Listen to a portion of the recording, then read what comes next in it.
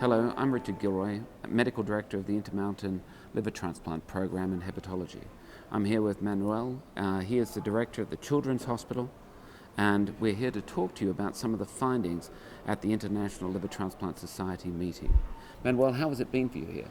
It's been great. It's an excellent meeting. We've discussed a lot of hot topics, including machine perfusion, living donation, transition of care from the pediatric world into the adult world. As you know, I, focus part of my work on pediatrics, but I do probably more adult transplants than pediatrics because we don't need as many. So it's been great to see kind of the outcomes of the new techniques, both for living donation and for machine perfusion. I think there's a lot of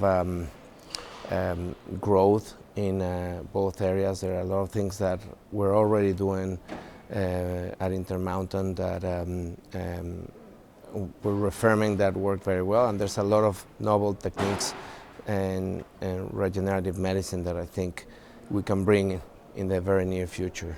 So when you look at the things in the novel techniques specifically for pediatric transplant, where do you think the greatest opportunities are in the Valley, in Utah, for your program at the Children's Hospital?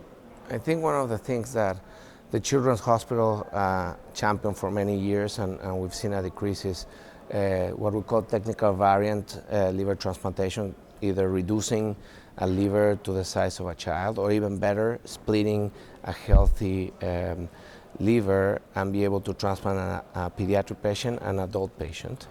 And also with those same techniques, either increasing our number of living donor liver transplantations or doing other things like domino transplantation for metabolic liver disease. So I think there are things that, again, we've done already at Primary Children's Hospital, but I think that we have room to continue to grow there and be one of the premier pediatric transplant centers.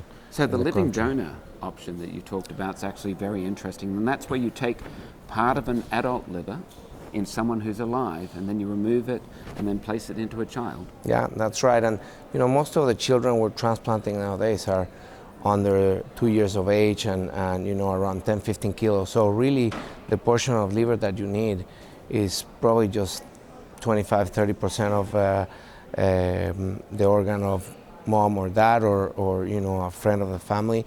A lot of people think that living donor liver transplantation has to be from a relative, but it actually can be from someone that has a relation with the child, but they don't have to have a consanguinity.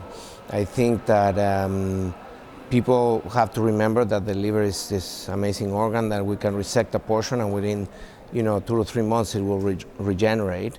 And so I think it's a safe operation for both donor and recipient. We know that children will live into adult lives. We know that children in transition to adolescence have risks. And we know that we have multiple initiatives now that are set up to deal with this population of people who are becoming adults. And we'll do very well with them. So I'd like to thank everyone for joining us here at the International Liver Transplant Society and for meeting with Manuel, and look forward to seeing you soon.